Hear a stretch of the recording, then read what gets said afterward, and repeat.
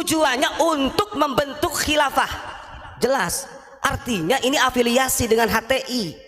Maka jangan salahkan pemerintah kalau ketika pemerintah membubarkan FPI yang dipimpin oleh Imam Besar Habib Rizik Syihab. Dia ditanya, Bib, bagaimana tanggapan Anda tentang Habib Lutfi? Itu kan? Bahar bin Smith mengatakan, oh beliau adalah seorang orang alim, ketua Jam'iyah Thariqah sedunia, orang ketua sufi sedunia, kata Habib Bahar. Bahkan sampai sekarang belum pernah ada yang menggantikan beliau sebagai ketua Jatman, gitu kan. Nah kemudian ada orang yang dinobatkan sebagai imam besar, pimpinan FPI yang di ADART-nya, dan saya baca, dan di situ misi visinya betul tadi, berarti ada orang yang ngerti FPI itu. Tujuannya untuk membentuk khilafah. Jelas, artinya ini afiliasi dengan HTI. Dan itu ada di ADART-nya, bro. Bahkan di Mata Najwa dibahas juga kan. Maka jangan salahkan pemerintah kalau ketika pemerintah membubarkan FPI yang dipimpin oleh Imam Besar Habib Rizik Syihab, karena bertentangan dengan ideologi Pancasila. Dikedepankan amar ma'ruf nahi munkar. Saya tahu tuh bagaimana ketika sweepingnya orang-orang FPI di zaman itu. Dan ini banyak orang yang tahu. Dan harus kita waspadai sebenarnya. Kemarin saya sudah menyampaikan, mereka ini membagi dua kekuatan.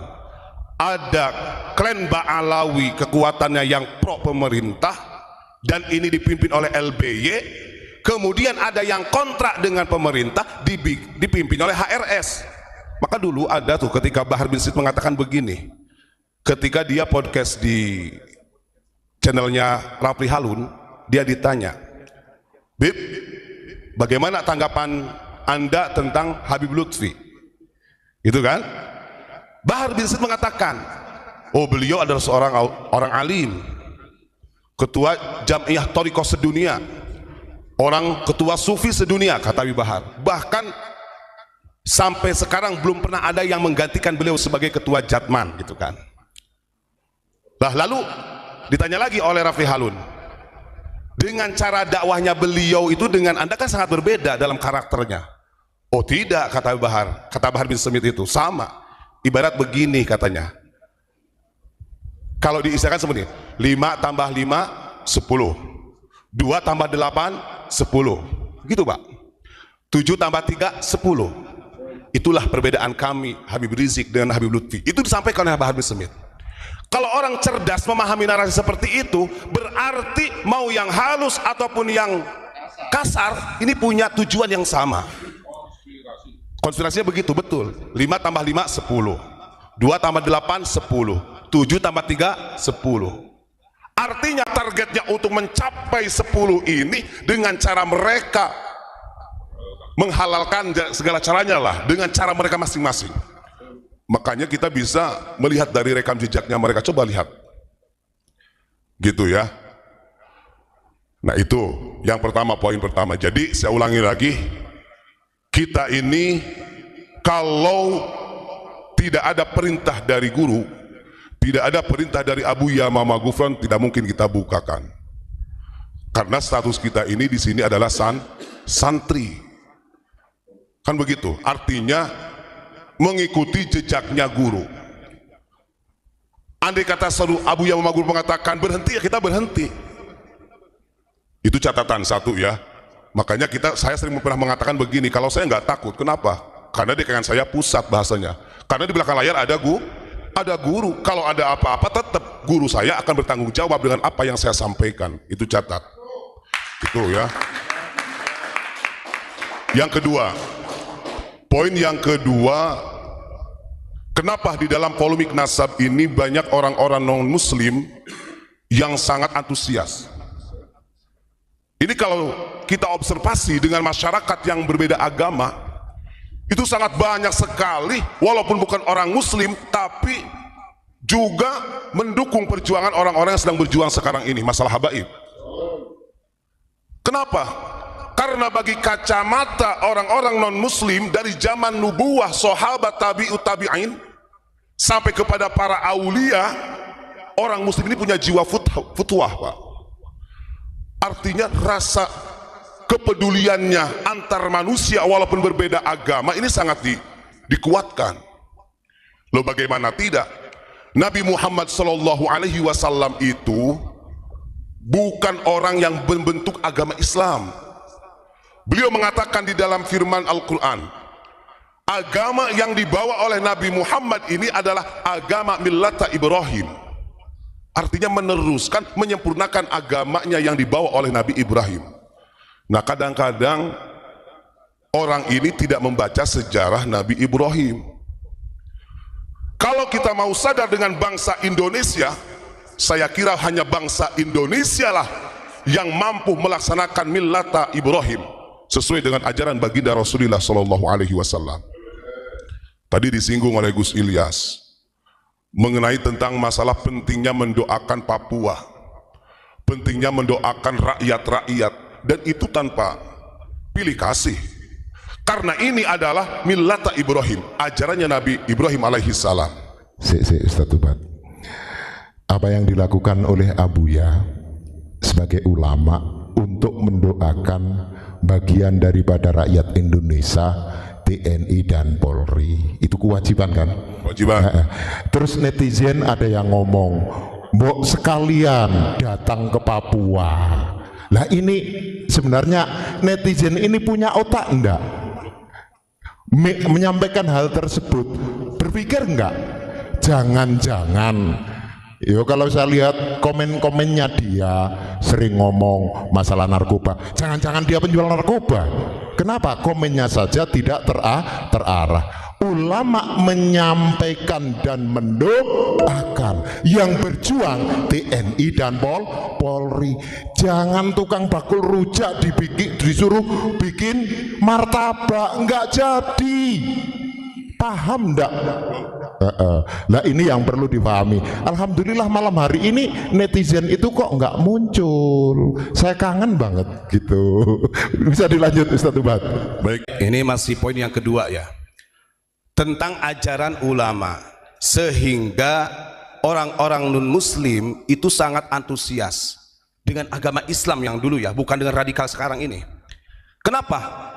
Karena kalau Islam yang sejati pasti mempunyai futwah, dan futwah inilah yang menjadikan Allah Subhanahu wa ta'ala Nabi Ibrahim menjadi Al-Khalil. Nih saya bacakan, ini hikmah ya, tentang pendidikan futwah yang penting kita miliki. Makanya sampai istilahnya kita bersama Abu Yasring mengadakan acara lintas agama, karena memang di sini ajarannya begitu. Di dalam kitab Risalatul Qusyairiyah ini diceritakan, sami'tu ba'dal ulama'i yaqul, sebagian ulama, jadi beliau Imam Qusyairi mendengar dari salah satu ulama, istadhafa majusiyun Ibrahim al-Khalil alaihi salam. Suatu hari ada orang Majusi. Orang Majusi ini adalah orang yang agamanya menyembah api. Orang Majusi ini bertamu kepada Nabi Ibrahim. Faqala bisyartin antuslima famarral majusiyu. Nah, tujuan orang Majusi datang kepada Nabi Ibrahim itu ingin mengundang makan-makan, karena orang Majusi punya hajat, begitu kan. Lalu Nabi Ibrahim mengatakan begini, bisyartin antuslima, saya, kata Nabi Ibrahim, akan mendatangi pestamu dengan satu syarat, kamu harus masuk Islam. Kamu harus masuk Islam, artinya agama pada waktu itu, agama Nabi Ibrahim. Lah, karena orang Majusi mendengar jawaban dari Nabi Ibrahim dengan satu syarat itu, famarral majusiyu, orang Majusi akhirnya pamit pulang. Apa yang terjadi? Ini bagi orang-orang yang ingin mendirikan khilafah Islamiyah nih. Bagi para habaib HTI, FPI yang masih terus berusaha ingin menjadikan NKRI sebagai NKRB, Negara Kesatuan Robitoh Ba'alawi, yang ingin menjadikan negara Islamiyah Rofidoh, ini ada teguran ya. Akhirnya karena Nabi Ibrahim ini menolak undangan orang Majusi, dia mau datang dengan satu syarat, dia harus masuk Islam, maka ditegurlah oleh Allah Nabi Ibrahim. Fa'auhallahu ta'ala ilaih mungdu khamsina sanatan nuta'imuhu ala kufrihi. Hei Ibrahim, kata Allah, kamu ini manusia, kamu makhluk saya ciptakan. Saya aja sang Khalik yang menciptakannya selama 50 tahun. Orang kafir ini, orang Majusi ini saya beri makan. Falauna waltahu luqmatan min ghairi an tutalibahu bi taghyiri dini. Tapi kenapa kamu ketika diundang oleh orang Majusi lalu kamu berikan syarat harus masuk Islam? Orang saya aja 50 tahun saya beri makan dia. Enggak ada tuh saya mensyaratkan dia harus Islam. Sementara kamu makhluk memberikan syarat kepada orang Majusi untuk masuk Islam. Salah Ibrahim, kata Allah. Ditegur tuh. Nah, ini tamparan sebenarnya buat orang-orang yang ingin mendirikan Islam secara kafah ini. Akhirnya famadha Ibrahim alaihi salam ala atharihi, wa bergegas hatta adrakahu. Nabi Ibrahim bergegas lari ke tempat orang Majusi karena sudah ditegur oleh Allah, mendatangi pestanya orang Majusi. Fasa'alahu anis sababi. Akhirnya orang Majusi ini kaget.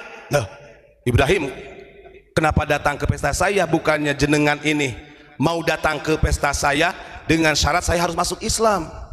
Akhirnya fadzakarahu dzalika. Akhirnya Nabi Ibrahim menceritakan ke orang Majusi, memang pada mulanya saya memberikan syarat kepadamu untuk masuk Islam, tapi ketika engkau meninggalkan rumahku, Allah sudah memberikan peringatan kepadaku bahwa yang aku lakukan ini salah. Saya malu dengan Allah.